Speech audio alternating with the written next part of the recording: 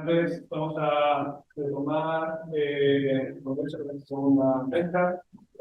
Es una fecha que lleva por nombre Imaginarios coloniales y modernidad energética, y con la que comenzamos el Congreso queríamos situar un poco en el centro de estos relatos sobre la energía en los centros de transición en el sur de Europa, la cuestión del vector colonial.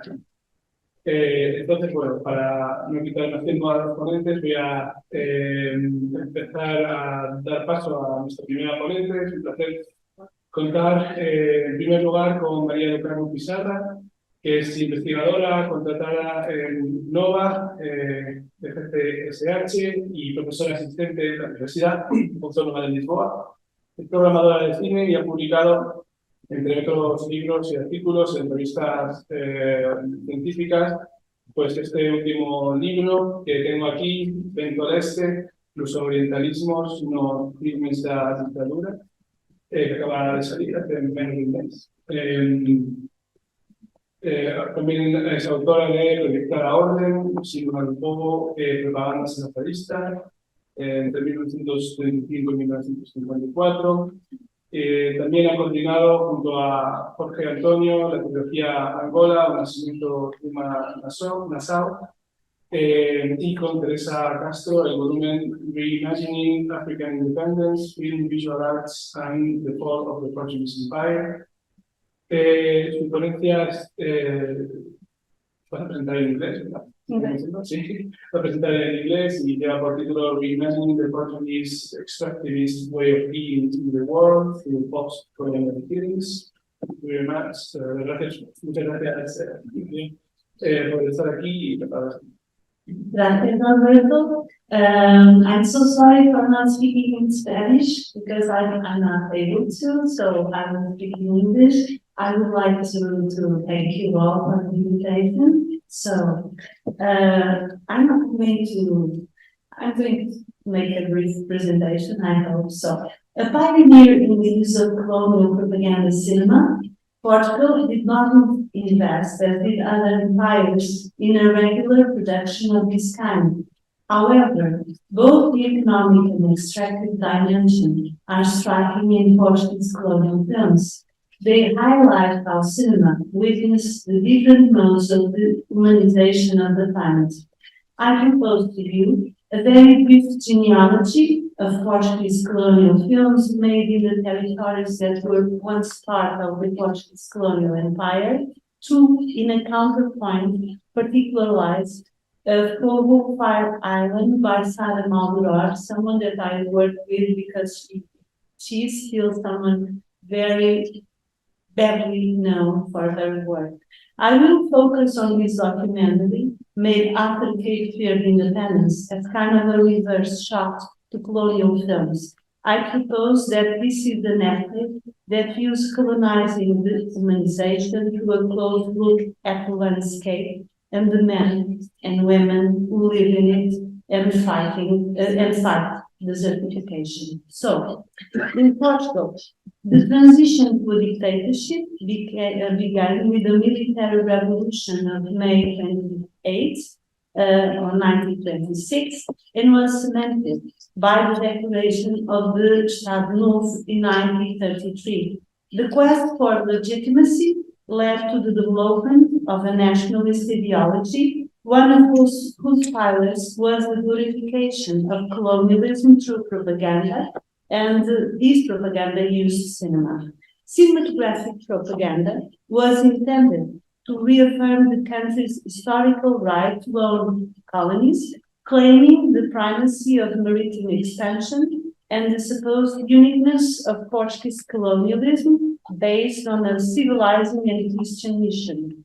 Even before the Constitution of the Estado Novo was published in 1933, the dictatorship had defined a civilizational hierarchy as regulated through the Colonial Act in 1930.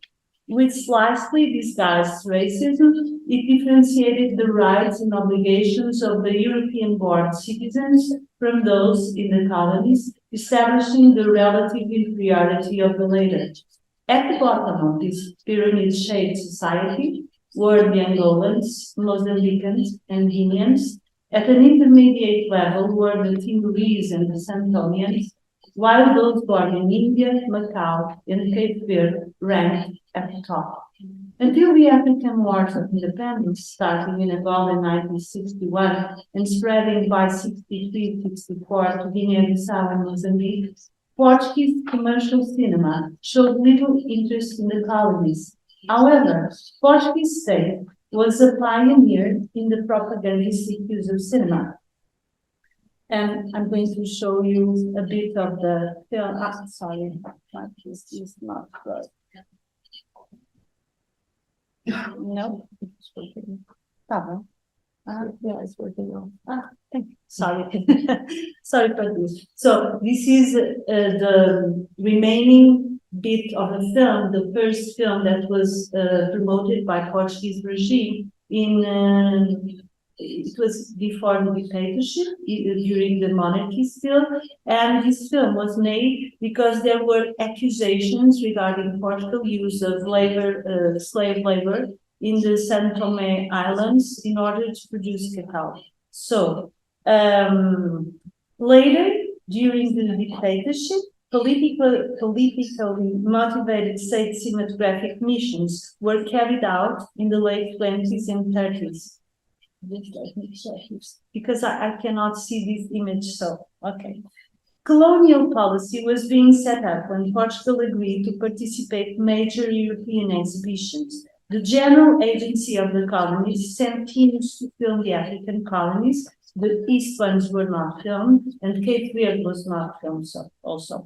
Productions presenting Angola, Mozambique, Guinea, and São Tomé and Príncipe were exhibited at the Ibero-American Exposition in Seville in 1929, the International Exposition for Colonies, Maritime Affairs and Flemish Art in Antwerp in 30, and the Paris Colonial Exposition in 31.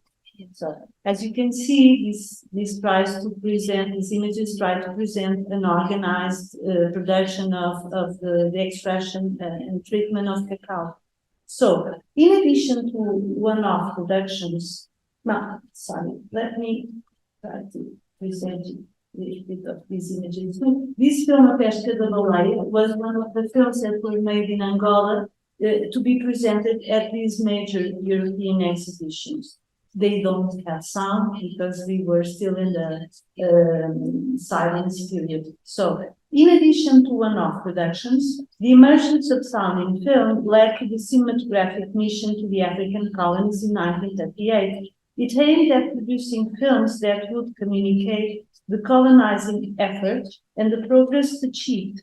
In addition to recording the presidential visit to the colonies, exteriors were filmed for the full-length colonial propaganda film Spell of Empires. The mission also commissioned several documentaries that were presented at a big exhibition in Portugal, the Exposição do Mundo Português, the exhibition of the Portuguese world in 1940, and the other documentaries were screened during the whole decade. So, following World War II, the dictatorship managed to integrate the country into the Marshall Plan recovery program. As few fictional films were set in the colonies, the economic documentary gained importance at the initiative of a Spanish man, Felipe Soames, that was living in Portugal, and Ricardo Malheiro, who traveled to Mozambique and Angola in 1949 to raise funding from companies, state agencies, and religious missions to produce film. But World War II shifted the global status quo that was also influenced by the emergence of new nations in the wake of the success of various national liberation movements. The regime adopted Lusotropicalism, a concept by the Brazilian sociologist, anthropologist Juliette Freire, about supposed Portuguese multiculturalism that was rooted in a common denominator, the unique adaptability of the Portuguese and their culture to tropical regions. This is, of course, kind of a tropical farm, as a Brazilian Chico Buarque called it once. So at this time, more and more Portuguese propaganda films went into productions, both to address the lack of familiarity with the colonies and their inhabitants, and to reaffirm the supposed uniqueness of the Portuguese relations with its overseas territories. At a certain point, they would speak about the Portuguese way of being in the world. So, meanwhile, from 1965 onwards, documentaries confidentially financed by the dictatorship and made by two Frenchmen, Jean-Noël Pascalengo and Jean Le Duc, were shown internationally on the commercial film distribution circuit, at festivals, on television, and in front of the main non-governmental organization. Portugal, the Portuguese regime, was being addressed because Portugal still owned colonies, and in order to defend itself, it was using this rhetoric, Lusotropicalist rhetoric, in order to say, we don't have colonies, from Minho to Timor, we are all Portuguese. So, these disruptive cases about the reality in Portuguese colonies and about the so-called colonial war liberation struggles were censored or forbidden and could not be projected.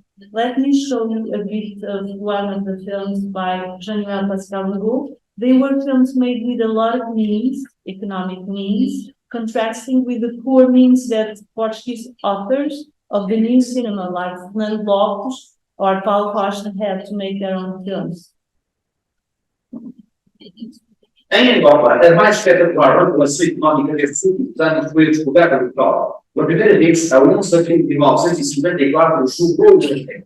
Em 1960, 70 mil toneladas de petróleo. Atualmente, mais de 1 milhão de toneladas traduzem o ritmo crescente desta indústria. A produção satisfaz integralmente a necessidade do mercado interno, sendo exportável externa. A petroquímica, brevemente saturada, atinge uma produção de 500 mil toneladas por ano e dela depende da enorme gama de subprodutos, gasolina, metano, óleo, asfalto, equivalentes a um total de negócios correspondente a 430 mil pontos por ano. So, in a reverse shot, I want to talk to you about Sara Malvarado. She was born in London, France, as Sara Ducados, and she took her name, Malvarado, from the French poetic novel Le Chant de Malvarado by Isidore Ducasse. The choice that she made, she was orphaned at an early age and a descendant of slaves. The choice she made to rename herself in 1956 and use the name Malvarado was a way to tell her own story, to define herself existentially, being anchored also in her connection to surrealism. She studied cinema in Moscow with a local cinema scholarship, and she was there while Ousmane Sembène, that is better known from Senegal, was also studying. With her partner Mário Pinto Andrade, an Angolan intellectual that was one of the founders of MPLA, she later settled in Algiers, where she became assistant director in Gil Pontecorvo's La Batalha de Algérie. After that, she adapted two short stories by Angolan writer Wandinho Vieira into film, both of which depict the Angolan struggle for independence and the violence of the colonial prison system, the Portuguese colonial prison system. Her poetic yet inquisitive gaze, conscious of place and its marks of people, it's visible in the post-independence Guinea-Bissau and Cape Verde documentaries, though her work is generally very, it's not well known. So, Malvarado also highlights the joy and hope of communities that melded the colonizers' cultures and religions with their ancestral ones, while striving to build finally their independent countries. In Bissau, the Carnival, 1990, Cape Verde, the Carnival in Israel, 1979, and Fogo, the Island of Fire, her poetic gaze is transposed onto the shot.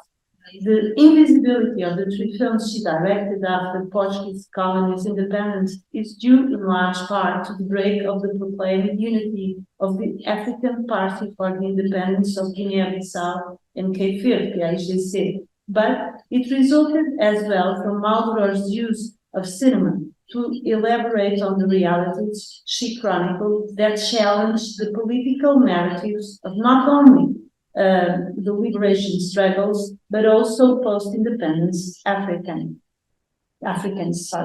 So the three films she directed after Portuguese colony's independence present an insensitive, humanizing gaze that sought beauty without concealing the harshness of life or poverty.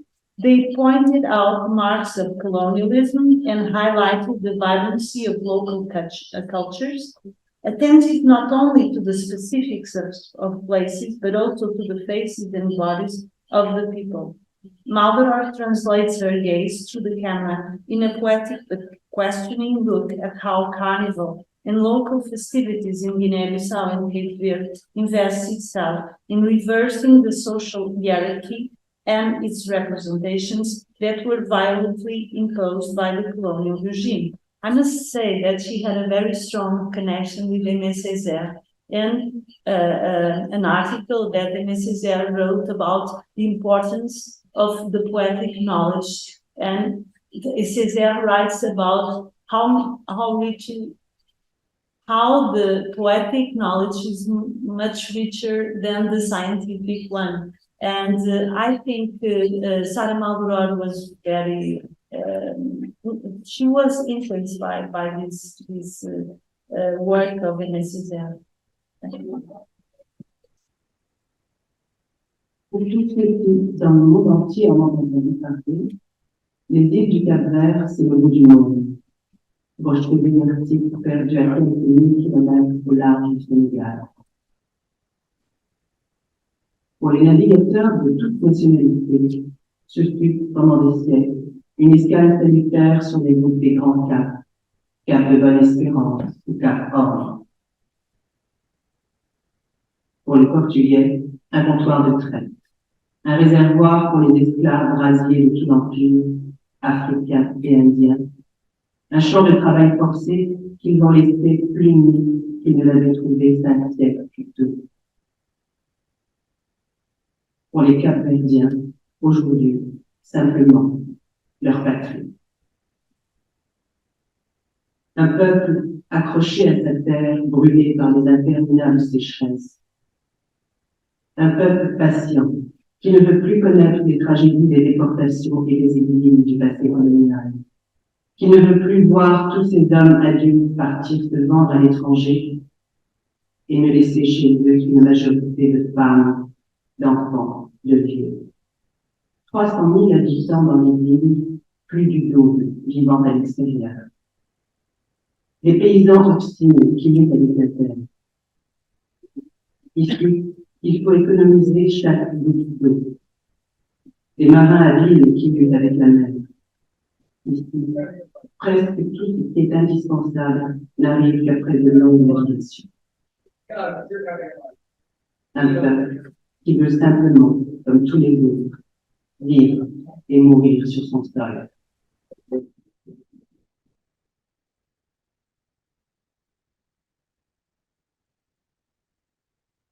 Fogo, The Island of Fire, a film commemorating the official celebrations of the 1st May 1979 in Cape Verde, takes place against the dry, windswept landscape of Fogo Island.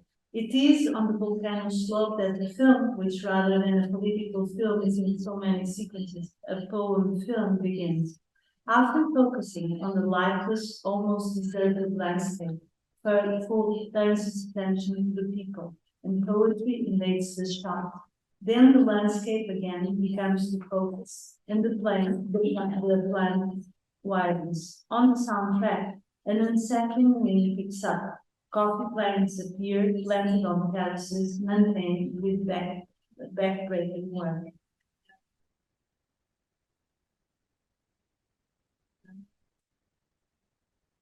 Is it working? No. It doesn't seem to be working. No. So, La terre de Pogo est fertile. Le café, on y a cultivé cela depuis le début du monde. Mais l'eau manque. La saison des pluies est trop courte, 2, 3 mois. Et les dernières années, Pogo a été calciné par les grandes sécheresses du Sahel. Pendant des mois, les alizés poussent au-dessus de l'île, toujours plus loin, de longs nuages qui ne pleuvent jamais. Voici la première exploitation moderne de Pogo, une puissante station de pompage.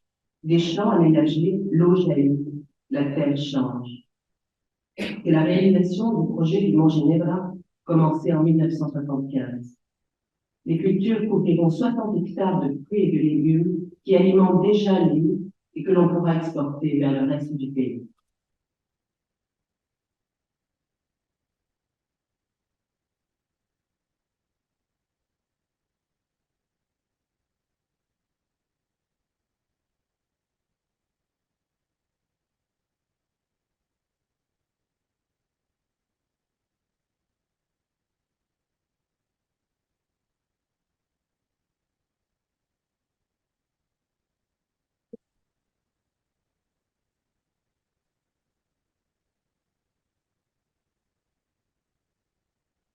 Sur toutes les pentes de l'île, chaque parcelle de terre peut être aménagée pour semer le maïs ou planter le ricin.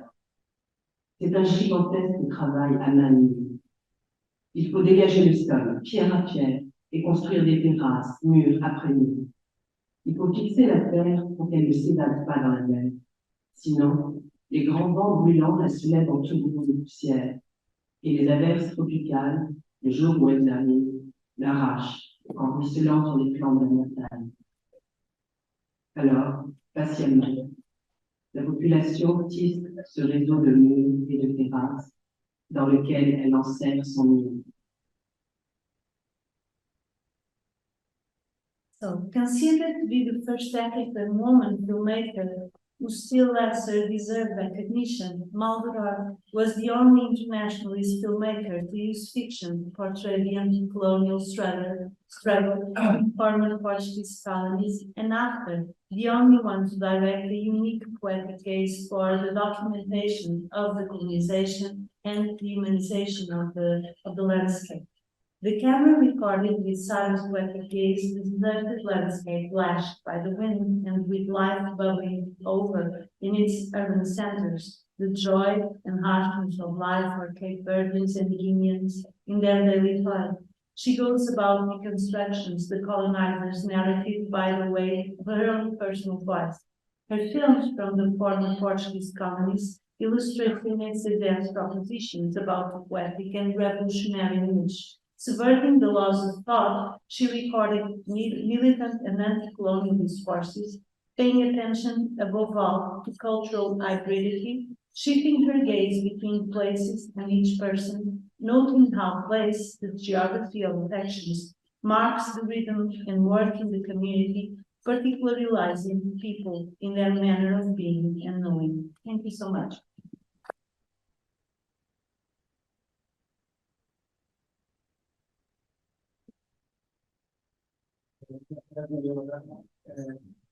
Mientras que tenemos el cambio de ordenador, presento a los siguientes ponentes que van a seguir un poco en la misma línea de intervención de Mario del Campo, hablando un poco del cine como dispositivo colonial, pero en este caso centrados en el caso concreto español. Los ponentes son Miguel Fernández Lavalle y Roberto García Chávez.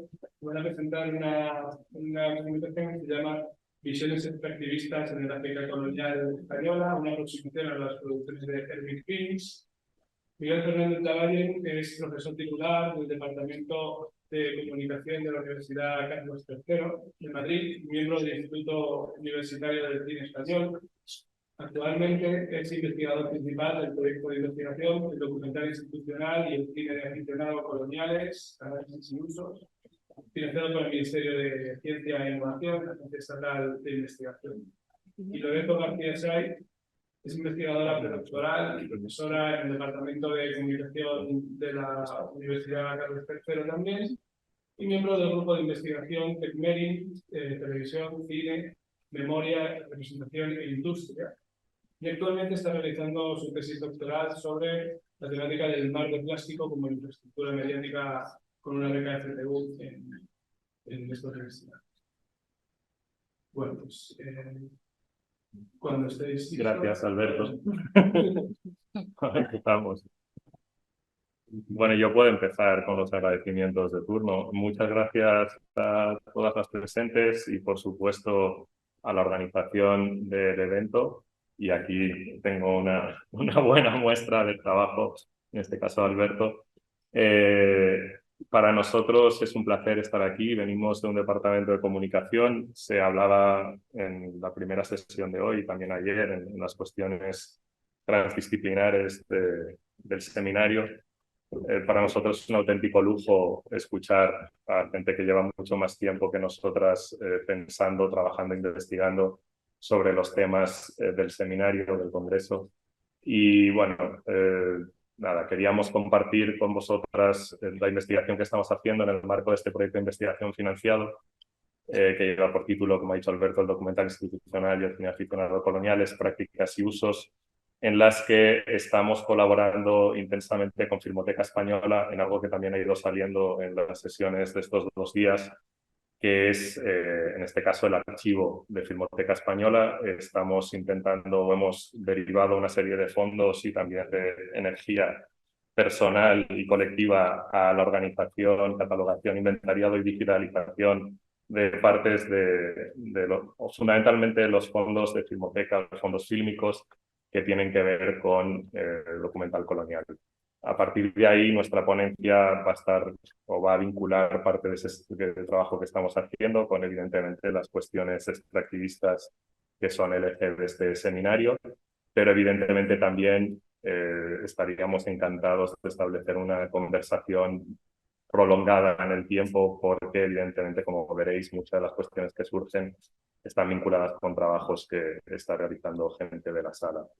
En el caso de esta comunicación nos vamos a centrar en una de las colecciones más extensas que tiene Filmoteca Española sobre cine colonial, en concreto la colección de Hermic Films, productora que, como tenéis ahí, produjo cientos de documentales en el fondo entre el año 40 y el año 77, pero de manera específica unos 71 títulos en territorio colonial español, 40 documentales sobre Guinea Española, de los cuales desafortunadamente hay 5 de ellos perdidos, 26 sobre Marruecos, 4 sobre Sáhara Occidental y un largometraje que es una especie de obra compendio que se llama Herencia Imperial, que por el título ya podéis entender que es eso, ¿no? Es una especie de visión general del pasado y en ese momento presente imperial español. Todos estos documentales en su mayoría son cortometrajes en blanco y negro, sonorizados, es decir, filmados en colonias pero montados en Madrid. Eso es interesante porque en la primera parte de la sesión de hoy se ha hablado sobre todo, yo creo que de las imágenes, pero nosotros luego hablará Loreto. Hay una cuestión sonora, es decir, nosotros en estos documentales nunca llegamos a escuchar ni cómo suena la naturaleza ni cómo suenan las máquinas que intervienen en la naturaleza. Y me parece, o nos parece, que eso es una reflexión importante, más allá de que veamos cómo están funcionando esas máquinas. Como decía, la trayectoria de Hermic, que es una productora privada, es interesante porque luego pasa también a la producción tanto de documentales turísticos como de documentales históricos, con lo que de alguna manera el corpus de Hermic, en la cual incluso se encuentra la producción del uno de los primeros trabajos de Basilio Martín Patino, Torerillos, pues una especie de ópera suma para entender varias dinámicas, en este caso del franquismo desde los años 40 hasta los 70. Evidentemente, Hermic no es la única productora que trabaja sobre cuestiones extractivistas y coloniales, y tanto en momentos prefranquistas como durante, incluso como veremos puntualmente después, Filmoteca Española, o dentro del trabajo que estamos realizando, están apareciendo distintos ejemplos de trabajos como tenéis ahí desde los años 20 y antes María do Carmo hablaba también de la Exposición Iberoamericana de Sevilla. En ese caso, los materiales fílmicos depositados en Filmoteca provienen de Filmoteca Andalucía, hasta materiales también amateurs, como ese caso que podéis ver de los trabajos de Carlos Saez Pidocha en Guinea sobre cuestiones meteorológicas, en las que ya aparecen también máquinas excavadoras de la selva. Como os decía, eso también encuentra su continuidad en toda otra serie de trabajos durante y después del franquismo. En concreto, estamos intentando trabajar de manera muy tímida con los materiales del Instituto Nacional de Industria, que tienen muchas dificultades por otras cosas que luego puedo comentar. Y por supuesto Nodo, que se ha mencionado, y la revista Imágenes en la primera parte de la sesión de hoy, así como en documentales realizados en los primeros años de la independencia guineana, como son los trabajos de Jesús Rubiera, en este caso sobre el cacao, con películas como Manjar de Dioses. En el caso que nos ocupa, el caso de Hermic, básicamente es importante también intentar trazar, o nosotros estamos trabajando con la constelación de instituciones que apoyan el trabajo de Hermic, desde el patrocinio de la Dirección General de Marruecos y Colonias, hasta colaboraciones, como en algunas películas, con el Servicio Geográfico del Ejército, para acercarse a los distintos territorios y evidentemente triangular o intentar comprender estos documentales dentro de un proceso muchísimo más complejo institucionalmente hablando, en el cual evidentemente desde revistas como Primer Plano, que tenéis ahí, no sé si se podrá leer, pero leo literalmente lo que está marcado en rojo. Desde el año 42, en esa editorial, Primer Plano habla de cómo el paisaje africano tiene para nosotros valores mucho más anchos que la escueta y circunstancial acción militar. Es un eterno destino de siembra fecunda la que a él nos une con firme gesto fraternal. Evidentemente, este gesto fraternal oculta tras esa retórica empalagosa y redundante del franquismo la dominación sobre una serie de territorios que permiten su organización y explotación. Nosotros ahí nos apoyamos fundamentalmente en el trabajo de Juan Carlos Guerra y Enar Pascual, geógrafos de la Universidad de Valladolid, los cuales han, en diferentes trabajos, sobre todo sobre la industria maderera en Guinea, enfatizan cómo estos discursos coloniales producen espacio en los procesos de ocupación y de explotación capitalista. En línea con los trabajos de Guerra y Pascual, constatamos, como podéis ver en la diapositiva que está siendo proyectada, cómo esa dominación espacial o ese énfasis sobre la cartografía y sobre la organización del territorio es algo que se encuentra o que recorre la gran mayoría de documentales de Hermic, incluso de manera absolutamente explícita, con animaciones que van desde la demarcación de los territorios, pues eso, de los reinos de Castilla y Aragón, en el caso de la Dinastía Imperial, hasta los distintos recorridos por espacios geográficos, tanto de Marruecos como de Guinea, marcados o puntuados por esos gráficos, ¿no? Esas animaciones que marcan también la circulación, o no sé si podéis ver, sobre todo en la de Campos Rescatados, ya las obras de colonización y el impacto de algunas iniciativas sobre esos territorios. Evidentemente de manera muy didáctica, y todo ello en base a lo que nosotros utilizamos como marco teórico general, que son los trabajos, evidentemente en el caso de los estudios fílmicos en España, del Nodo, de Vicente Sánchez Bosque y Rafael Tranche, que han destacado cómo esos trabajos o los noticiarios del Nodo que ellos les ocupan, pero creemos que también es aplicable a Hermic, proponen un equilibrio entre la propaganda, la instrucción y la distracción, es decir, esos tres valores recorrerían esos trabajos y por lo tanto debemos entenderlos desde ahí, y en paralelo con trabajos internacionales dentro del campo de los estudios fílmicos que se están acercando a lo que se ha denominado cine útil, porque por supuesto, y también podemos hablar más de ello, esas películas están circulando parcialmente por canales comerciales, pero sobre todo por canales educativos, por centros educacionales,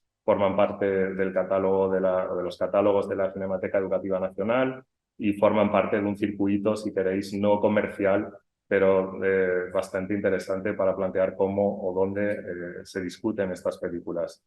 Y en ese caso, trabajos, por ejemplo, como el de Patrick Monderó y Vincent Heidegger sobre Films That Work, es decir, películas que trabajan o películas que funcionan en España. Y nos parece que esta doble acepción de trabajar y funcionar es especialmente destacable en este contexto. Ellos proponen cómo estas películas funcionarían como, siguiendo esa especie de categoría, las 3 Rs, ¿no? Como registro y por lo tanto dan pie a la elaboración de una memoria institucional, como una retórica en la cual se está dando pie también o se está materializando ejemplos de gobernanza a través de esos filmes, y por último de racionalización, donde los propios filmes serían ejemplos de procesos de optimización del trabajo. Con esos 3 puntos le voy a pasar la palabra a Loreto, en la cual de alguna manera va a entrar en el análisis del corpus y en ese en realidad carácter intrínseco extractivista de la industria cinematográfica, en este caso de las producciones de Hermich en colonias. Muchas gracias, Miguel. Bueno, pues tras revisar tanto los materiales de Filmoteca Española que hasta ahora se han digitalizado como los guiones hallados en el AGA, en el Archivo General de Administración, hemos detectado que de los más de 70, unos de los 71 documentales institucionales que Hermich rodó en Marruecos, el Sáhara y Guinea, aproximadamente un tercio representan actividades extractivistas de forma manifiesta, pero siempre teniendo en cuenta que todos ellos se desarrollan en un contexto colonial y por tanto extractivo per se, ¿no? Debido a las limitaciones de tiempo no podemos analizar en profundidad cada una de las piezas, lógicamente ni siquiera son las que consideramos más importantes, por lo que nuestro objetivo es compartir unas primeras conclusiones preliminares y mostrar algunas imágenes de este imaginario extractivista colonial del África española. Hay determinados títulos cuyas imágenes ejemplifican de forma evidente la cultura y mirada extractivista que sin complejos entiende el medio natural como un recurso y una fuente de riqueza económica para España.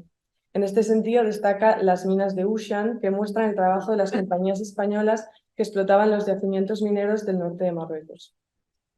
En este documental se pueden observar imágenes de extracción en el sentido más literal del término, en las cuales se perfora la tierra o se detona la montaña para la explotación de las minas de hierro en la zona específicamente del Rif. En el caso de Guinea, esto se pone de manifiesto mayoritariamente a través de imágenes de la tala de árboles en la selva, considerada como un depósito de madera para la obtención de ocume, o también a través de imágenes de limpieza y transformación de suelos para hacerlos cultivables y, por tanto, poder establecer plantaciones de, sobre todo, cacao y café. A menudo se filma no solo la extracción, sino también el procesamiento de los recursos naturales en factorías más o menos sofisticadas, construidas en los territorios colonizados, tanto como el proceso de creación de paneles de contrachapado de la madera ecuatoguineana. Esto ilustra cómo, a pesar de que la principal motivación de la extracción de recursos fuera la exportación a España para su ulterior comercialización en ese u otros países, existía en las colonias un nivel inicial de procesamiento local. Mientras que en el caso de la madera, la industria alcanzaba un alto nivel de mecanización, como podéis ver en la imagen, en el caso de otros productos como el cacao, las industrias de procesamiento eran mucho más rudimentarias. En cuanto a la cuestión energética que se ha ido hablando estos días, no es un tema que esté especialmente explorado en los documentales de Hermich, pero sí encontramos en La puerta entornada, que será la obra resumen de las labores de Hermich en Guinea ya en los años 50, imágenes de los depósitos de carburante construidos en la isla de Santa Isabel, hoy Bioko, así como los petroleros que lo transportan, el carburante. Las palmeras en el primer plano no dejan dudas sobre el territorio en el que nos encontramos, una colonia africana cada vez más industrializada gracias a las maniobras del régimen, donde los carburantes cada vez más necesarios se plantean como una fuente de progreso. Sus depósitos se inauguran y bendicen al mismo tiempo que la Casa de Correos, la Comandancia de la Marina, la Caja Colonial de Seguros o la Escuela de Capataces Indígenas. Todo esto aparece en La puerta entornada. Poniéndolo en los términos de Heidegger y Monderó que mencionaba antes Miguel, la puerta entornada cumple, por tanto, la función de registrar la labor realizada en Guinea Ecuatorial tanto por parte de la propia productora, Hermich, como de las industrias coloniales. Funciona en este sentido como memoria institucional, documentando las actividades que están haciendo de Guinea una colonia fértil, en contraste con la paupérrima situación de posguerra en la que se encuentra la audiencia española que está viendo estos documentales. Sin embargo, más allá de centrar nuestro análisis exclusivamente en la representación de las actividades extractivas, merece la pena atender al modo en que la Cámara Colonial observa la naturaleza en estas películas, un poco lo que comentaba también Miguel, Lo más evidente es el hecho de que la naturaleza se representa y narra como un recurso económico, tal y como hemos avanzado antes, y lejos de esconder los intereses de España, sus enclaves africanos, la voz en off que acompaña a estas imágenes los evidencia en casi todos los documentales, en los que más que recursos se habla de riquezas naturales. A partir de ahí se manifiesta en estas películas un complicado equilibrio entre la fascinación por la naturaleza y el deseo de dominación de la misma. Encontramos un claro ejemplo de esto en Gigantes del Bosque, en la secuencia de la caída de los árboles, del derribo, mejor dicho, de los árboles, la cual supone un ejercicio de admiración de los colosos al tiempo que se muestra que están bajo control colonial, estetizando su destrucción. Este documental cumple, por tanto, la segunda de las funciones que comentábamos antes, la función retórica, a través de la cual se crea una determinada imagen de las actividades coloniales que conscientemente dulcifican determinadas maniobras extractivistas. A ver si podemos ver este pequeño.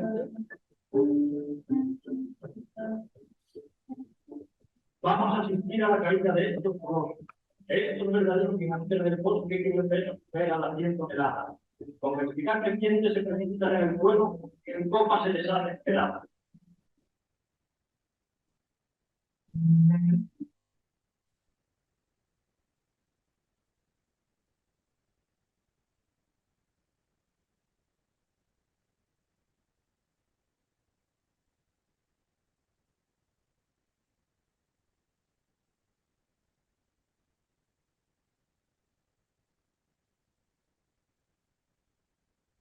Bueno, pues en esta secuencia es un ejemplo de la forma en que estas películas formalizan un determinado imaginario que está muy domesticado a través de una retórica que cuida mucho su pulcritud, ¿no? Esto está relacionado con lo que estaba comentando antes Miguel. Se ve claramente si pensamos en la ausencia de sonido directo. Vemos caer los árboles, pero no los oímos, lo que condiciona inevitablemente la experiencia cinematográfica y la percepción de las actividades extractivistas coloniales. Sí que hay una película, creo que es La Puerta Entornada también, en la que sí que hay sonido directo y se puede oír como la persona indígena que está a punto de derribar el árbol grita, ¿no? Para que la gente que pueda estar detrás del árbol pues se aparten, porque si no va a ser una catástrofe. Entonces, todas esas cosas en la mayor parte de los documentales pues no aparecen. No obstante, en muchos de estos documentales a esta fascinación controladora le acompaña al mismo tiempo el reconocimiento de la imposibilidad de domesticarla por completo. La naturaleza, muy especialmente en el territorio ecuatoguineano, se plantea por lo tanto como un contexto de gran belleza con el que, sin embargo, hay que mantener una lucha constante y que a menudo se define como enemigo para los colonos y las explotaciones. Se resiste a ser explotada y es culpable de entorpecer la actividad extractiva y poner en peligro a los colonos, pudiendo llegar a causar la muerte. No obstante, ellos, porque siempre son ellos, encuentran la manera de mantenerla bajo control y esquivar sus zancadillas a la hora de llevar a cabo su misión colonial. No sucede lo mismo con la naturaleza marroquí. Aunque la dominación y en menor medida también la romantización de la naturaleza siguen presentes en este territorio, esta no se define como un enemigo salvaje, ya que no genera tanta resistencia como en el territorio ecuatoguineano, sino que más bien se presenta como una tierra yerma cuyo interés reside exclusivamente en su potencial económico y que ha podido convertirse en tierra cultivable gracias al rescate que los colonos españoles han hecho en esas tierras, siempre dentro del marco de su misión civilizadora. En este sentido, nos interesa especialmente esta pieza, Campos Rescatados, del 48, que narra la labor del Servicio Agronómico al norte de Marruecos, mostrando el trabajo que realiza haciendo cultivables sus terrenos, creando colonias agrícolas, estableciendo campos de experimentación y organizando formaciones de capacitación agropecuaria. En esta pieza se manifiesta la función de racionalización, la tercera de las tres R's que comentaba antes Miguel, explicando de forma muy didáctica para el público cómo se optimiza el proceso productivo en el protectorado de Marruecos, promocionando la efectividad de los servicios que la colonia está dando tanto a la población colonizada, a través de la mejora productiva de la tierra, como a la metrópoli, que se beneficia claramente de lo cultivado en esas tierras marroquíes. Terminando, este documental nos permite además constatar las conexiones existentes entre el proceso de colonización que se está llevando a cabo en el territorio africano y la colonización interior que tiene lugar en el territorio peninsular en este marco de la hidromodernidad franquista, que, como ya se comentó ayer en la primera mesa, hunde sus raíces en el periodo de la Restauración. Específicamente recuerda las maniobras realizadas por el régimen en determinadas zonas con un clima desértico muy parecido al marroquí, como es el del caso de Almería.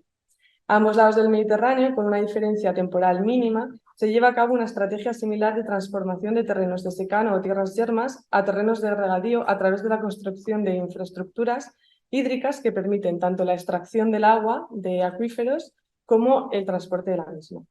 Esto demuestra cómo algunas acciones coloniales en Marruecos sirven de ensayo general para procesos extractivistas que se llevan a cabo en el territorio nacional y en el territorio peninsular. Estos procesos se justifican a través de documentales propagandísticos también, esta vez realizados directamente por el Ministerio de Agricultura, que comparten multitud de elementos con los de ERMIC en las colonias. Entre los paralelismos que hemos detectado destaca la presencia de narrativas de colonización y modernización, caracterizadas por la presencia de imágenes de transformación paisajística, imágenes de innovación tecnológica e infraestructuras hídricas, y énfasis en la función pedagógica del servicio agronómico en el caso de Marruecos y el servicio de extensión agraria en el caso español. Por lo tanto, bueno, podéis ver que las imágenes son muy similares, ¿no?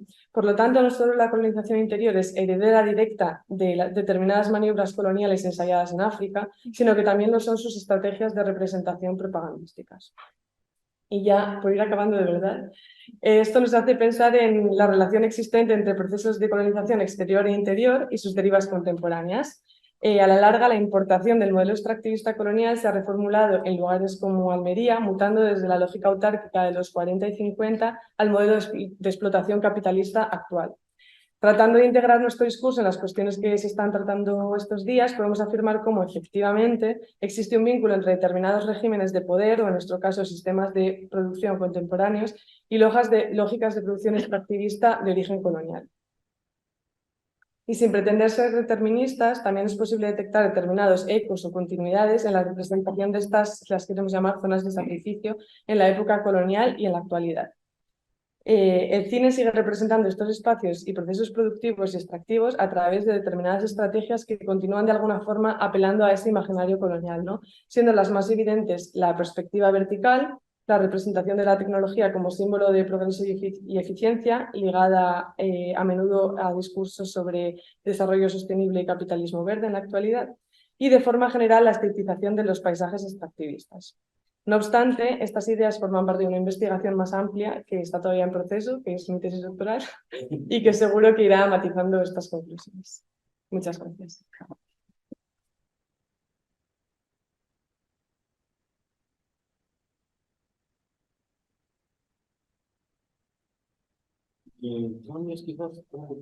Desde cambio. Sí. Bueno, sí. Bueno, muchas gracias, Miguel y Loreto. Yo creo que se van viendo cómo se van encontrando las líneas, ¿no? Las reflexiones, con lo que antes presentó también Mario Carmo, pero también con lo que va a presentar ahora Germán Labrador, que es nuestro siguiente ponente, ¿no? Sobre todo con esta iniciación endo y exo colonial, ¿no? Con la colonialidad. Como decía, la siguiente persona a intervenir es Germán Labrador, que va a presentar una ponencia que se llama Túmulo de Rasoya, 4 hipótesis sobre el inconsciente colonial de la modernidad española. Germán Labrador es profesor de la Universidad de Princeton, experto en estudios culturales ibéricos, y ha sido director del Departamento de Actividades Públicas del Museo de Filosofía, de nuestra casa, donde en la actualidad coordina el programa de estudios conjuntos.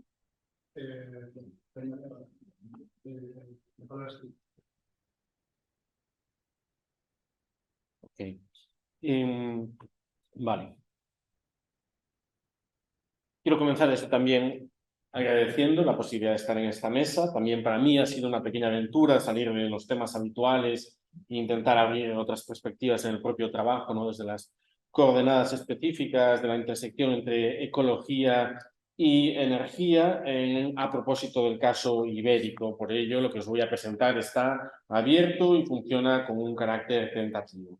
La idea fundamental de esta intervención es la necesidad de combinar 3 elementos en el análisis crítico a propósito de la modernidad ibérica. De un lado, la lógica política o geopolítica y con ella la cuestión colonial. Por otro, la lógica cultural, ideológica que la legitima o no, la contradice, lo que sea. Y por último, la perspectiva material en la que se funda y la dimensión ecoenergética de la misma. Este triángulo entre materia, discurso y poder organiza la modernidad, no solo la española, pero también la española, y con ella los cambios en los regímenes de su gestión, incluyendo el desplazamiento de los poderes ibéricos en el siglo XVIII y la destitución de su lugar hegemónico en la conformación occidental de ese dominio, determinando la forma en que sus imaginarios endo- y exocoloniales se articularán desde entonces. Aunque el foco de mi intervención se sitúa en la transición del siglo XIX al XX, incluyendo la restauración y la guerra civil, quería comenzar con dos escenas fundacionales, entendiendo que la lógica ecológica de esa modernidad imperial, colonial, es una historia ecoextractiva de larga duración que es pertinente a la hora de entender el ciclo más corto y acelerado que llamáis modernidad fósil. Es también volver a las escenas fundacionales, un modo de subrayar la importancia de los combustibles humanos a la hora de propiciar el salto de una modernidad a la otra, tanto a nivel de la acumulación de poderes, saberes y recursos que el capitalismo necesita adquirir para su base, como en la atracción humana que este mismo capitalismo sigue necesitando en sus procesos y técnicas industriales. Invocar los combustibles humanos en la reconstrucción crítica de las categorías energéticas significa convocar los cuerpos de las mujeres y de los niños y de los hombres esclavizados, forzados, desplazados y reclutados, tanto en el universo extractivo e imperial de los siglos XV a XVIII como en el universo de la plantación y el ingenio azucarero justo después. Pretendo solo enunciar 4 momentos: el extractivismo y la esclavitud fundacionales al imperio hispánico, la importancia del carbón y el ferrocarril en la construcción colonial del Estado español en el siglo XIX, el lugar de la esclavitud en los ingenios de azúcar cubanos y su aportación al capital originario de la modernización ibérica, la importancia sobre el colonialismo en Marruecos como condición previa en la guerra civil a partir precisamente de la circulación del combustible, para acabar simplemente con la incorporación de España a la cultura de la Guerra Fría a través del intercambio de turismo y petróleo. La colonia y la colonización, en cada uno de esos momentos, son los puntos de apoyo donde las transformaciones ecoenergéticas se vuelven posibles, naturales, legítimas, por más que esas relaciones de dominio luego se invisibilicen y con ellas también su articulación material.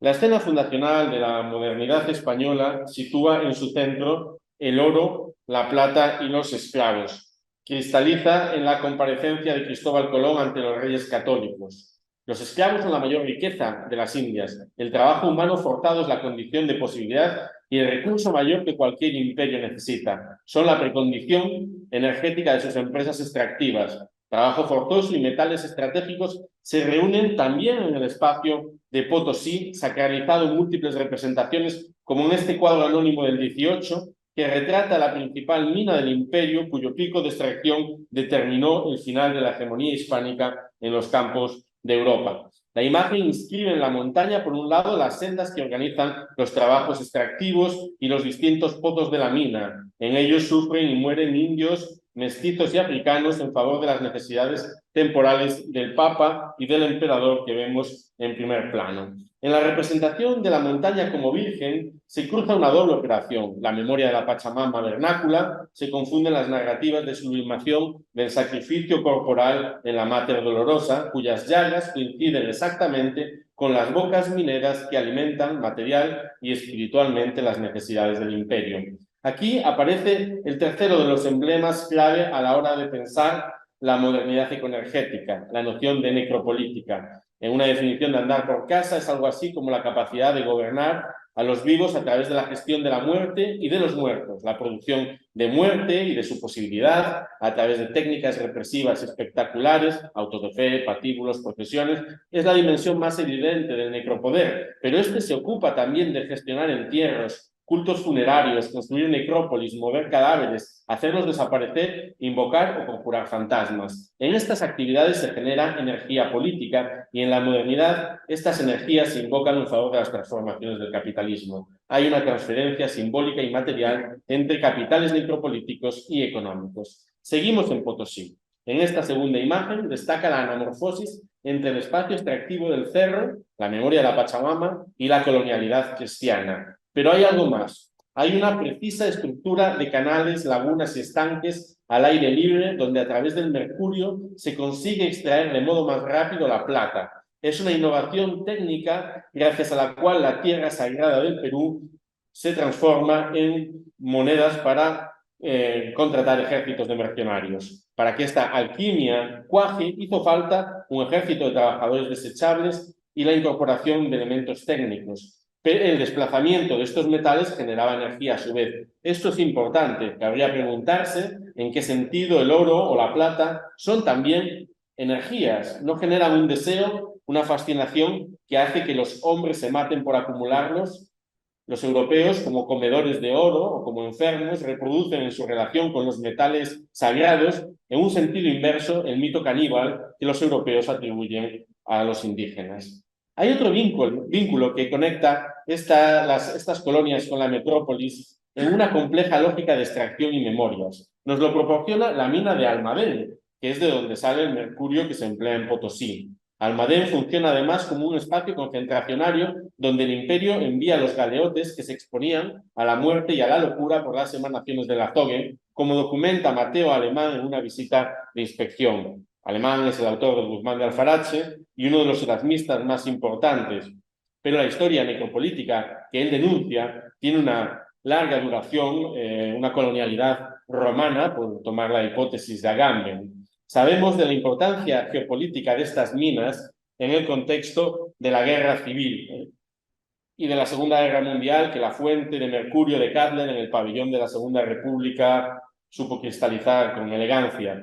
No es tan conocido, sin embargo, que a continuación el franquismo sabría administrar esa continuidad como parte de su propio espectáculo disciplinario en condiciones quizás aún más duras que aquellas que Mateo Alemán supo denunciar. La historia moderna de Almadén, sin embargo, no empieza en la guerra civil, nos remite al sexenio revolucionario. Y aquí se abre el segundo bloque de la intervención. Entramos en la modernidad fósil. Vemos la vía de un tren impulsado propiedad de los ingleses que han adquirido los derechos de extracción de estas minas como parte de un acuerdo geopolítico más grande. A cambio de financiar el Estado liberal, recibieron otras explotaciones como las minas de Río Tinto. En estas y otras localizaciones, compañías británicas construyen ferrocarriles para facilitar y acelerar la circulación de las materias que alimentan el metabolismo de su imperio. Aquí estamos en Río Tinto. Nuevas técnicas de extracción generan esta suerte de paisaje apocalíptico en un entorno de luchas sociales, represión policial y contaminación ambiental. Ayer hablábamos del puerto, ¿no?, de Huelva. Ayer hablábamos de la conciencia ecocrítica de los intelectuales españoles y yo quería sumar a esa lista a Juan Ramón Jiménez. Platero y yo es, él dijo, una elegía andaluza, con J, sobre la destrucción de ese mundo, sobre el dolor que la destrucción de ese mundo genera. Río Tinto es también otro lugar clave en la guerra civil. Esa historia de larga duración acaba en el polo químico desarrollista del franquismo y en la papelera de Huelva y en las catástrofes ecológicas modernas que conocemos, en esa constancia de que los lugares de extracción que la modernidad elige acaban convirtiéndose en verdaderas zonas de sacrificio al servicio de la continuidad de los intereses acumulados durante siglos. El siglo XIX es el de la incorporación colonial de la península a la economía capitalista. La paradoja es que cuando en el sexenio se cambia la soberanía de los espacios extractivos energéticos, se trata al tiempo de democratizar la sociedad y de construir un Estado soberano. Esta cuestión no emerge claramente como problema en el archivo de la época. Al contrario, la modernidad tecnológica se viste de los signos políticos del progreso republicano. La locomotora fósil es el síntoma que, por un lado, obstruye la percepción de esta transferencia colonial que está haciendo tecnológicamente posible. Se convierte en una alegoría republicana. Es... No, perdón. Me falta una imagen. O sea, aquí está. Esta es la Sarita, esta locomotora en Carril, en Padrón, en Santiago. Es Sarita, una locomotora que viene siguiendo la ruta jacobea hasta el puerto inglés de Carril, facilitando la salida de los productos del campo, progresivamente privatizado, como denuncia Rosalía de Castro en sus poemas. La locomotora, vista en la campana de Gracia, es la máquina de la modernidad republicana y federal que moviliza la energía en un sentido ascendente de progreso. Echegaray, en un famoso discurso en defensa de la Constitución del 69, tras la gloriosa, defiende movilizar el capital de dolor acumulado que la represión y el oscurantismo de la teología, la Inquisición, ha producido. La modernidad capitalista puede transformar toda esa energía histórica, carbón humano de los quemaderos inquisitoriales, en un gran vapor que ponga en marcha la forzada locomotora histórica para convertir la naturaleza en progreso. Es lo mismo que sucede en un poema famoso de Núñez de Arce, Miserere, donde los fantasmas de la monarquía en el Escorial se esfuman en cuanto escuchan el sonido del tren. Este carácter profético de las máquinas modernas oculta el hecho de que a través de las mismas se redefinen las bases materiales de las que este progreso bebe y que la conectan con una más larga historia imperial. Para ello moviliza sus mitos más queridos. En este grabado de la Ilustración española, la llegada a Cáceres de la locomotora a manos de la monarquía restaurada recupera la memoria de la unión ibérica impuesta por las tropas de los Austrias. Los trabajadores que van a tener que desfilar delante de las multitudes burguesas para su satisfacción, tanto que inversores, parecen heredar la disciplina impuesta por las tropas de los emperadores carolingios. La restauración celebra la capacidad disciplinante biopolítica de la locomoción como parte de sus estrategias de construcción de un nuevo orden social y económico. La gran paradoja, insisto, es que el Estado liberal español, para poder darse, necesita incorporar a sus enemigos geopolíticos. Y esta transferencia de soberanía le permite el acceso al capital con el que impulsa su modernización. En esa paradoja económica y geopolítica se transfieren los regímenes de dominio a las nuevas clases populares. La expresión de este carácter ambivalente de la locomoción, de su dimensión trágica, cristaliza en la figura del accidente ferroviario, como un síntoma de que las promesas de ese capital son imparables. Resulta interesante analizar en esta imagen que ni el tendido eléctrico ni el tejido industrial representado por las fábricas al fondo se detienen un momento por estos pequeños accidentes modernos, ¿no? La modernidad seguirá con su curso ecosocial. En este sentido, como anticipaba, la locomotora circulando por España nos convoca a una historia más larga, y este es el tercero de los puntos que desarrollaré, que nos conduce a la historia colonial, a la historia esclavista. La primera de las máquinas ferroviarias que va a funcionar en el contexto español viene de Mataró y conecta la villa con Barcelona por el litoral.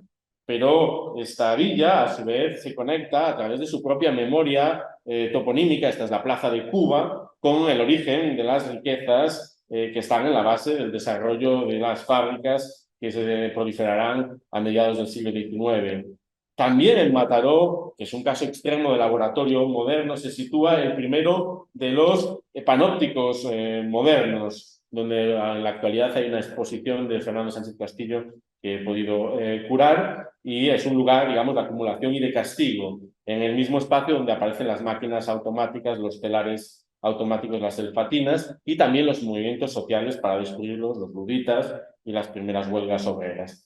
La historia ferroviaria colonial, sin embargo, tiene 10 años de ventaja sobre la peninsular. En 1837 se registra el comienzo de la locomoción en la América hispánica vinculada con la gestión de las propiedades coloniales en la Cuba decimonónica.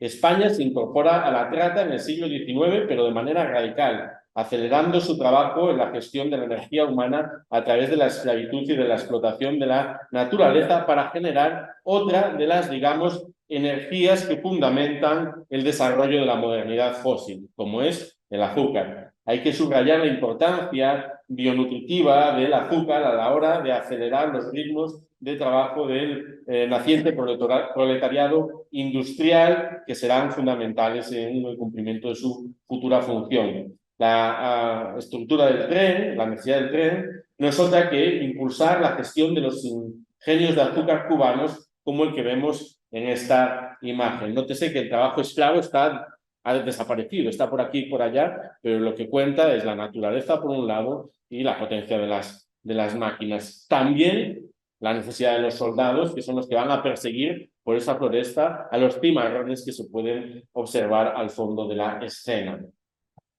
Los ingenios serán destruidos, serán el centro, como lugares de sacrificio de la estrategia de los cimarrones y de los ejércitos de liberación en la guerra de 10 años. Pero también se incorporarán a la estructura de la defensa colonial por parte de Valeriano Weyler. Aquí vemos un bloqueo, una línea que forma parte de la estructura de defensa de los propietarios. Vemos soldados, los trabajadores negros olvidados al fondo, y aquí vemos una construcción defensiva dentro de esa gran línea de defensa que Valeriano Weyler denomina como la trocha y que construye la estructura básica de la guerra de Cuba, separando la isla en dos partes, una zona de sacrificio y una zona de soberanía, en lo que Agamben interpreta como el origen del campo de concentración.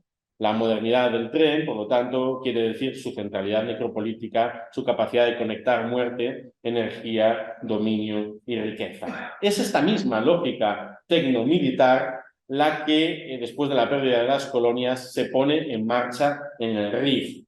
La misma estructura de bloqueos y de espacios de extracción organiza el dominio del territorio, incluyendo la construcción, después de las matanzas tras el desembarco de Alhucemas, del mayor puerto minero europeo.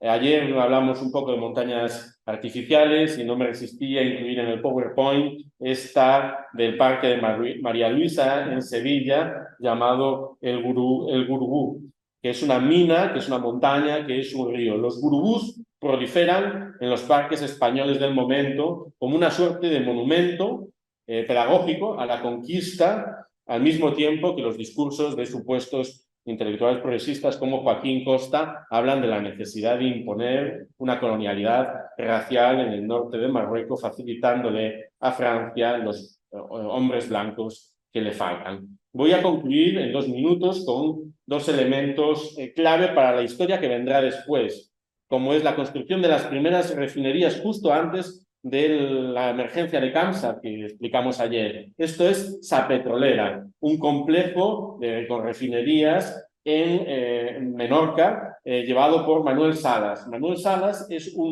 el hombre, digamos, es el gran competidor, Menorca no, Mallorca, el gran competidor de Juan March, ¿no? Juan March y Manuel Salas, entre ellos está, digamos, la lucha por los flujos de circulación del petróleo naciente en los años 30 en el Mediterráneo. Al final se pondrán los dos de acuerdo en el mismo bando. Juan March tiene acceso al petróleo ruso y eso le va a dar una ventaja estratégica en las fluctuaciones, en los conflictos energéticos del momento.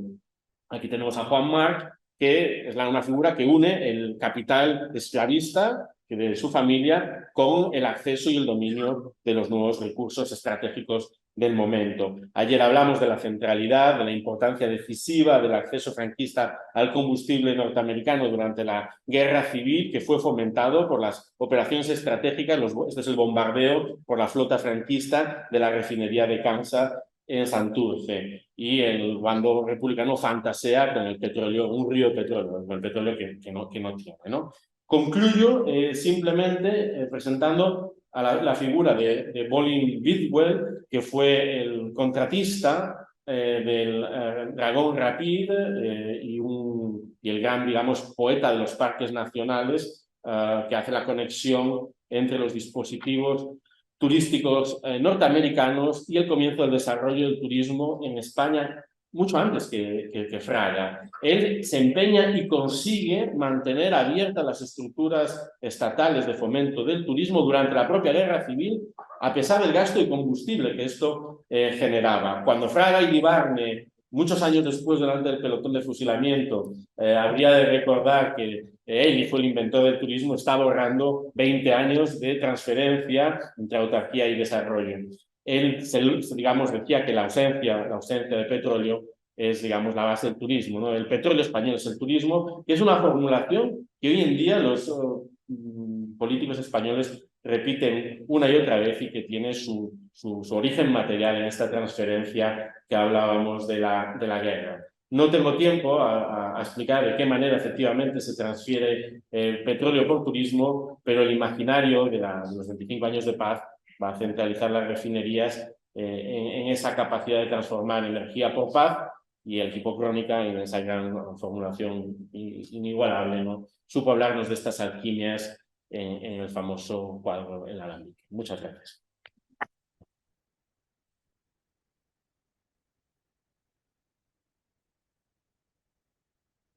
Gracias, Germán, y perdón por pasar los papelitos, pero se acerca el final que teníamos pensado para la sesión. Vamos a tener que expandir un poco, si queremos hago minutos para el debate. Paso a presentar a nuestro último ponente, que es Joan Batista Tusa, que va a presentar una ponencia titulada Fossil Animism, South Ancestral Realism. También lo va a hacer en inglés. Joan Batista Tusa es filósofo, trabaja en el Instituto Nova de Filosofía de la Universidad de Nova de Lisboa, donde coordina el programa de investigación Eccentric Futures. Entre sus últimas publicaciones destacan Bien, en coautoría con Alain Badiou, y los libros editados por él, PP y el Paolo Pasolini Philosopher, y Dispositive Cartography. Es coeditor con Michael Barber de Contemporánea, and Glossary for the 21st Century, que va a ser el año que viene. Sí, no sé, para poder Sí, tengo que utilizar el micrófono por inglés, no sé cómo. Con la traducción, ¿cómo hacer eso? Sí,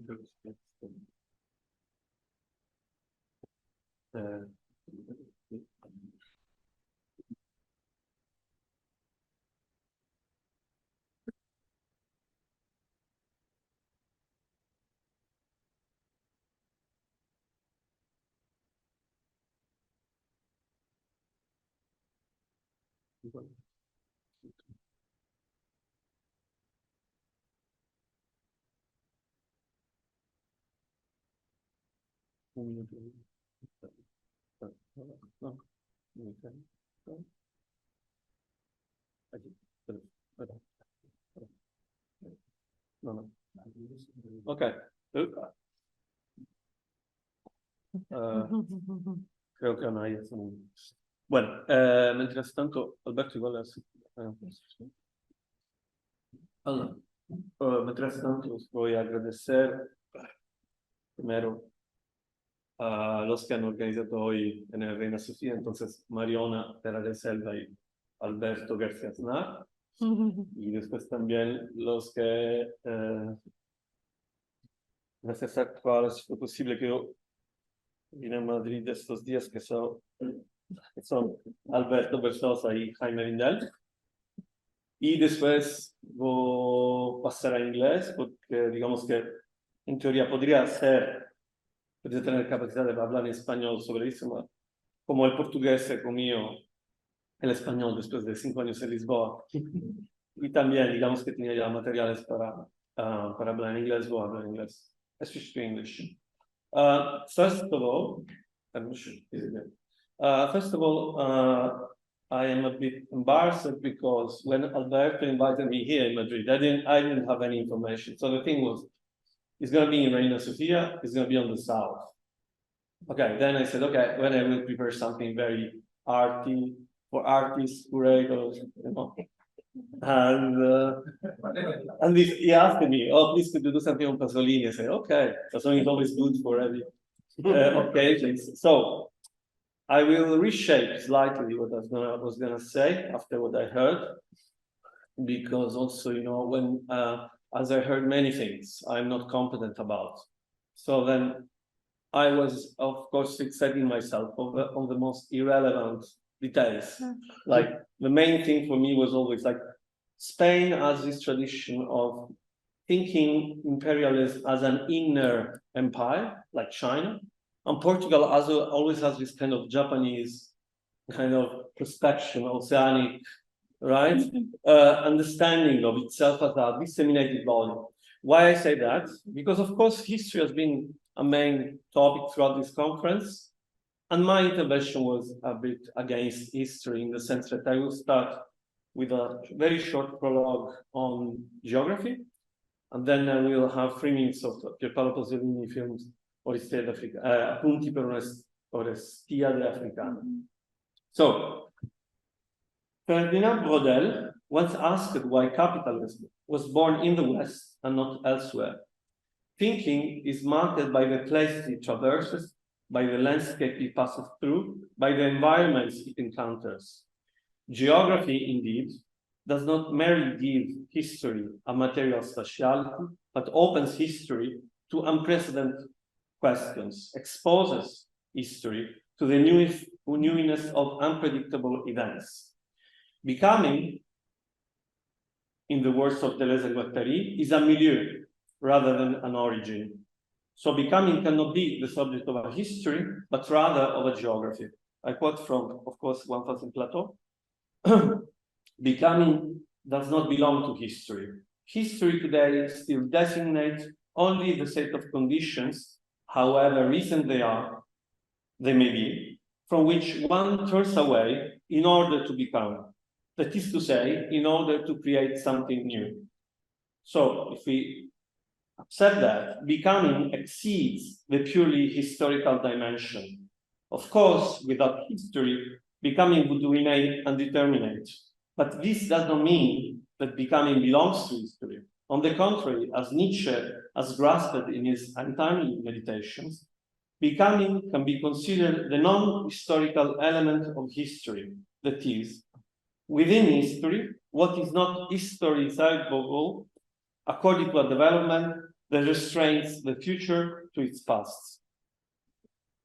Agamben was quoted before. I'm not a friend of him, but in his Spanish lecture on the contemporary, Agamben insists on the relationship between the contemporary and the untimely. Yeah?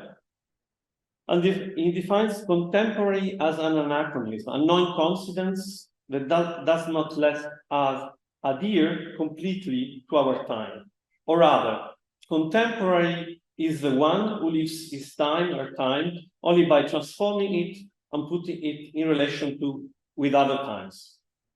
So, again, if we accept that, contemporary is the one who has broken, Agamben says, the vertebrae of her time, but then who also makes its time or this structure a meeting place, an encounter between times and generations. In this sense, I think Pierpaolo Pasolini's work is contemporary because it's the endless quest for this heterogeneous encounter, which carries within it a difference which is qualitative and not merely chronological, in the sense that Pasolini's confrontation with past, beyond all interpretations from the tradition, takes the form of a history of insurgence. Is the word? It works.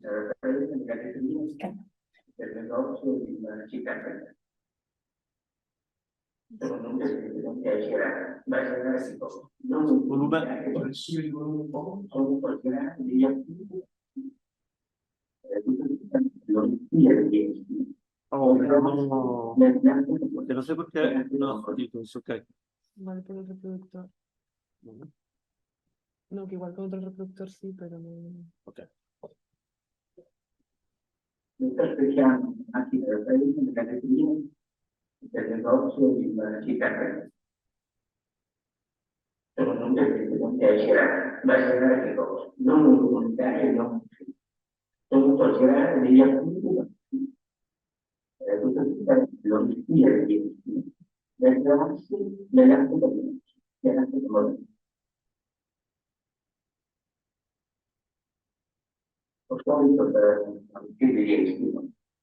nazione africana cibernetica, una nazione socialista, la tendenza a potere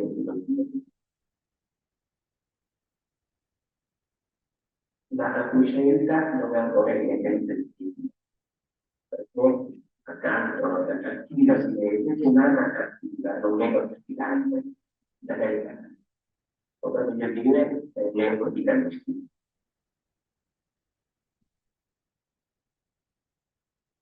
Noi tutti conoscete la trama dello stile di Esci, dal primo film poche parole, e non sono capiti. guardando la città di Guglielmo e poter tornare per togliere una puntata.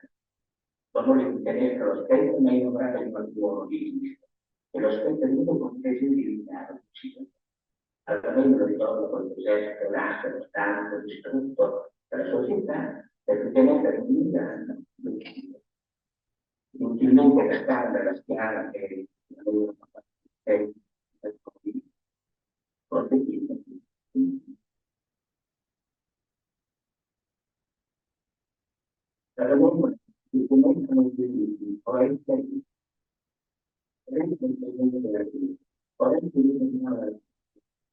ma quando quando 20 anni ritorna a casa, incontra di nascosta evento sul fondo del mare Romino e insieme decisioni di vita. Vorrei si determina in casa e cogliere la polizia e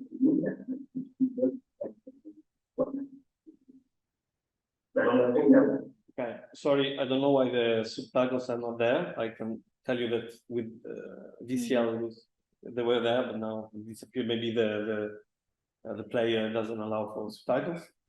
Anyway, it was just to give you an idea, because with us subtitles it's complicated to follow that in Italian.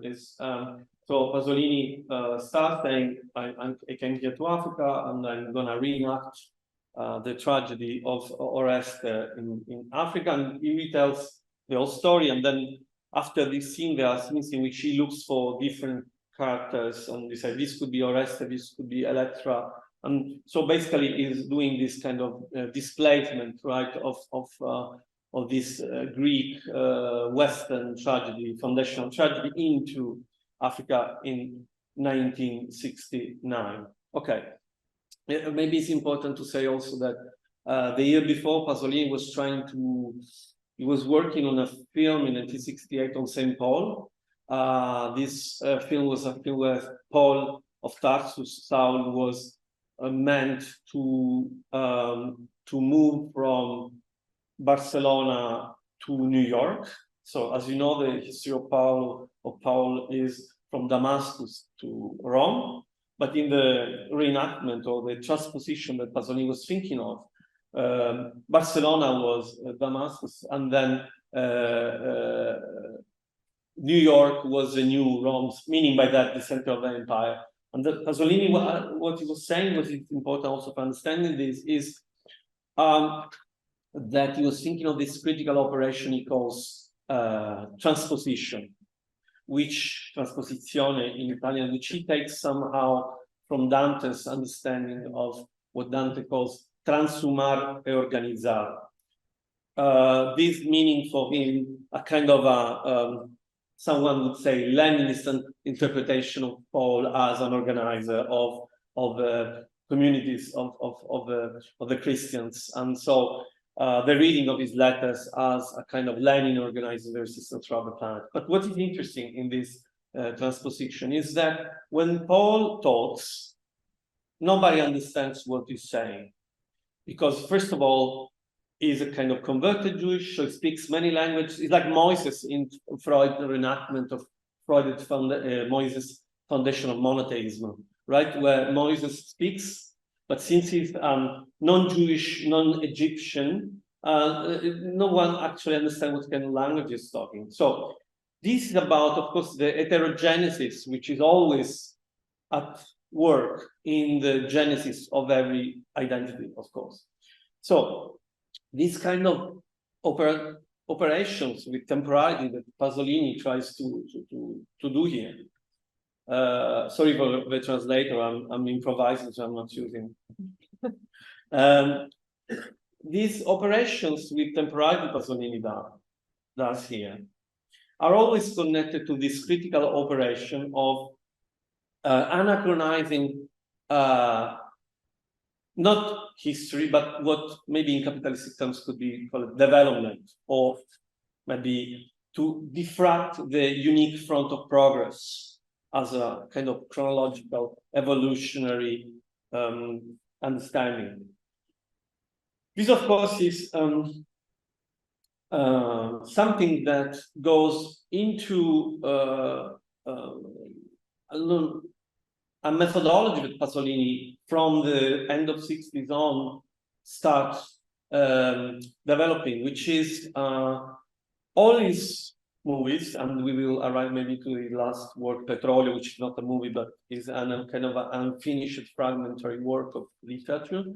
They are methodologically unstable, meaning by that Pasolini is unable to actually put together a film on certain things.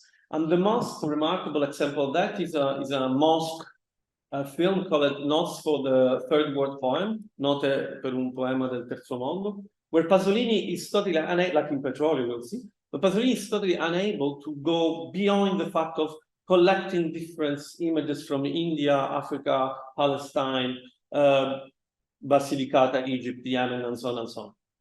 This is actually something he writes down. I have the quote, where he says, when he explains why it is impossible for him to do that, a film, he says, the immense quantity of practical, ideological, sociological, and political material that goes into constructing such a film objectively prevents the manufacture of a normal film. So this film cannot be normal. This film will follow this formula, a film on a film to be made.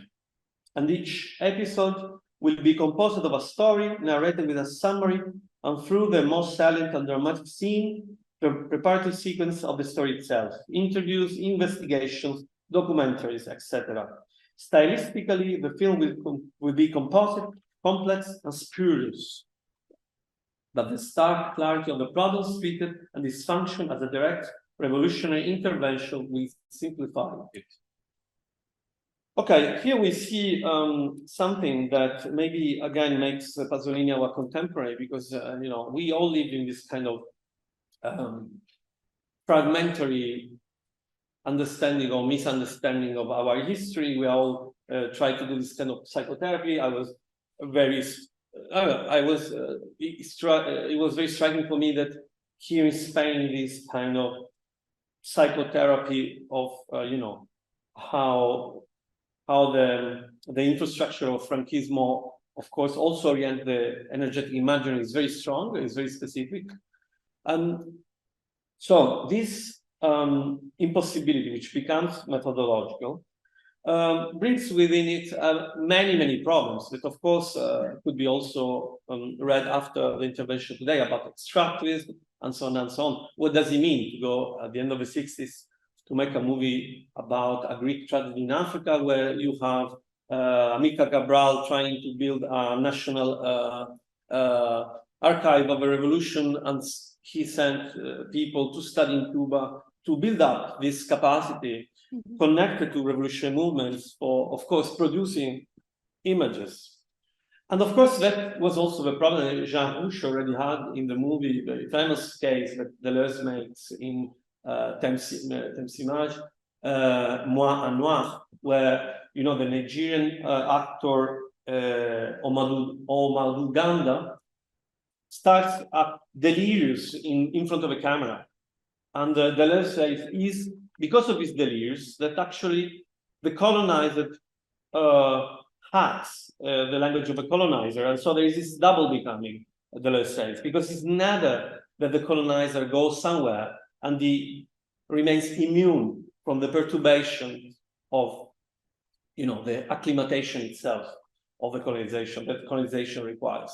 And in this sense, it goes also in what you were saying, German, about who cannibalizes who, right? Because again, it's very striking for me. I mean, I was in an anthropology thing in South Africa in June, and it's always striking how there is always this thing: we go there, they go there, you know, and this kind of all this being careful about not contaminating each other, you know, while, as you know, all of you guys, when Osvaldo Andrade wrote his Manifesto Antropofagia, the Cannibalistic Manifesto, he was already more than keen of cannibalizing Europeans, or whoever comes to Brazil, right? So in this sense, cannibalism is also a paradigm to read something different than just an exchange, which is always already decided by capitalistic scale, if you like.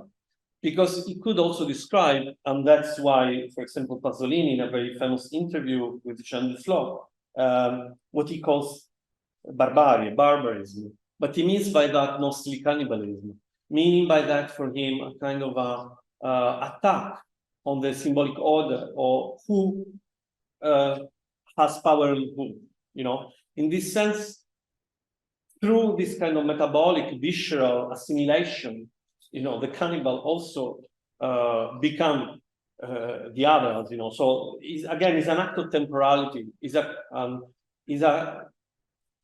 a relation which is not assimilation, nor simply digestion, right? So these things were just things that came to my mind while I was listening to you all. And also I wanted just to say, because I think I finished it, something about you were showing this depiction of Potosi, where, of course, Eduardo Galeano wrote in his books on the open vein of South America, where Potosi actually built the church in Europe through the silver that was flying from Potosi to the Ottoman Empire and so on and so on. It's interesting that one of the most famous paintings of Potosi is by Gaspar Miguel Berrio, who painted this aerial view of Potosi, and it's called Descripción del Cerro Rico y Villa Imperial de Potosí. And Arun Farocki, German filmmaker, made a short movie, in English would be The Cross on the Silver, saying the Spaniards took the silver, brought the cross and took the silver, but also what he's doing in this movie is a close-up of all these moments of the painting. Nowhere in the paintings ever the entrance of the mines are shown. So in a sense, this kind of collaboration between visual media representation, of course, and you know, colonial powers was always there since then, and he was also very aware. Again, they were very aware of what we were doing by commissioning those things, and so that questions, of course, for Farocki, the very concept of real and realism, because you know it was meant to be today on the South ancestral realism and Pasolini, but then we arrive back to this question of the real and the realism, because again, what kind of realism could represent what we're talking about here? Because again, I work with a lot of documentary people, and it's just about, okay, let's produce a document of what's going on. But why what's going on should or could be realistic or real these days? You know, where the real, again, is totally hidden, of course, beyond the representation. So I finish with this thing. For Pasolini, what he called irrealtà, of course, it's a Gramscian, it's a long history, is exactly this complex of audiovisual production that hides reality. So for him, we need a kind of a cosmopolitical act to counter this realism. So a kind of a cosmo-realism, I call it elsewhere. In his last work, Petrolio, he also formalized something where Pasolini understood that the new figure of capitalism are archaic and at the same time new. If you like, he anticipated what we could call Anthropocene. He describes figures where humans, titans, and you know, oil are all mixed together. Figures which are beyond our comprehension. You know, those scale escape or eludes us. So he tries to describe a new world for Pasolini in Petrolio, where the ancestral immemorial forces of the earth and the very, very timely neoliberal powers of geopolitical power of capitalism, they actually clash or you know, they mix up one with another. We're done? Thanks.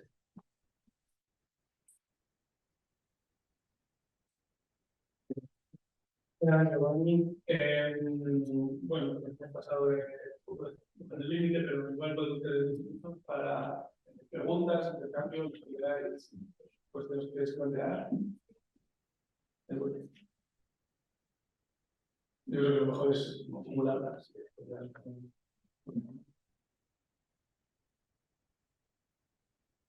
Bueno, justo una pregunta muy directa sobre lo que habéis contado al final de la colonización interior de la bueno, evidentemente hay influencia mutua de los padres, ¿no? Y esa idea de exportar la civilización, expansión civilizadora, ¿no? Del Estado y las colonias que también existen dentro del propio país, porque hay que civilizar esta población primitiva del mundo rural y llevar el desarrollo, las máquinas, la modernidad. Pero justo en lo que va a decir vosotros, en los documentales, este movimiento de influencia de las ideas va a través de la conversación exterior al interior o viceversa. O sea, ¿cuál es, en el lenguaje audiovisual, cómo se relaciona este mundo?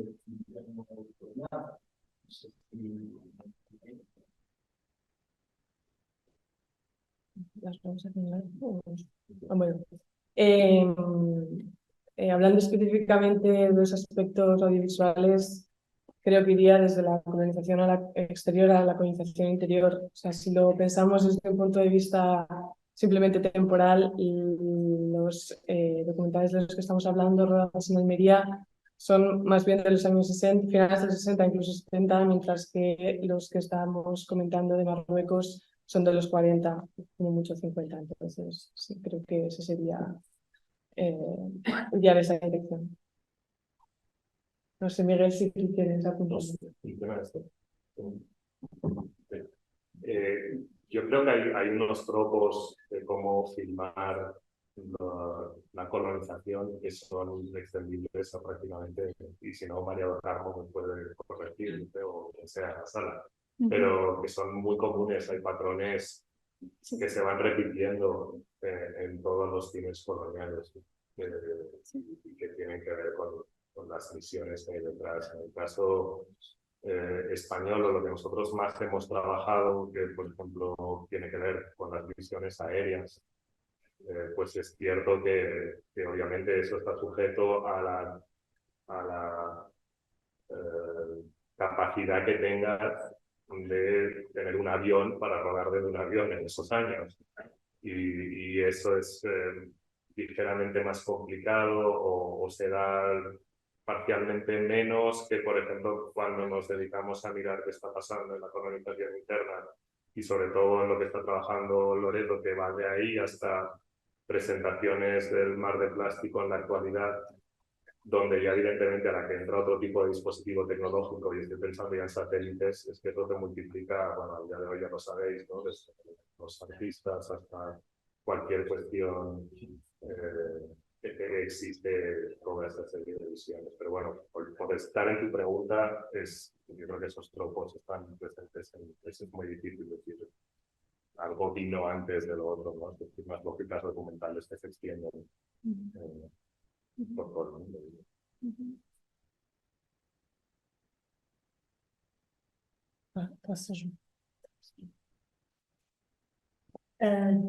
As my colleague was saying, actually these kind of images are quite similar in all countries. So sometimes I feel that we should be thinking this together, because actually they repeat a lot. I was seeing the images of the trees falling. I saw similar images in France. During my postdoctoral research, I was doing a comparative study with how colonial imagery in the UK or France that were inspirational to Portugal were somehow brought to Portuguese colonial films too. So that's why I think it's so important what Jean-Baptiste was telling us and the reflection he was bringing. At a certain point, for instance, I was seeing colonial masquerades. And these colonial films were made in order to present to Portuguese or Spanish audiences that African people were stupid because they believed that kind of thing. And actually, colonial films are full of plots, very badly designed, and we are asked to believe on their maps. And a thing I also felt about Masquerades and this thing you were telling about Noir Noir by Jean Bouche, or for instance, Sam Alvarez film The Carnivals, and Antonio Wall also did that in Angola. And actually, this I think that to me it was very striking at a certain point was these masquerades were filmed in order to show that people were kind of primitive in Africa or in Asia, but actually these masquerades were presenting white people. Yeah. And actually they were the people that were using the masks were using that in a thing of empowerment of themselves. So we cannot see this in a realistic way or in a literal way. And this genealogy of colonial images we are taking care by ourselves in Portugal or Spain or in France we must do this together and have people like Giambattista helping us with that in order to think these kind of images, because they are really challenging and oxymoric too. They are that and also the opposite of that. And it's not good to look at them as a realistic thing only. So that's it.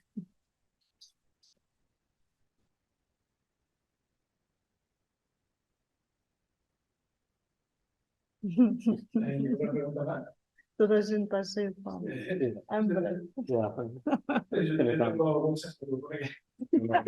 Para no hacer demasiado de la nieve y empezar luego a tiempo, quizás no puedo dejarlo. Tenemos seguro que voy a dar mis preguntas después, a las 4, cuando volvamos, cambiamos de espacio, nos vamos al auditorio 200, está en la parte del sitio nivel. Y para el asunto de la comida, no sé qué tenemos.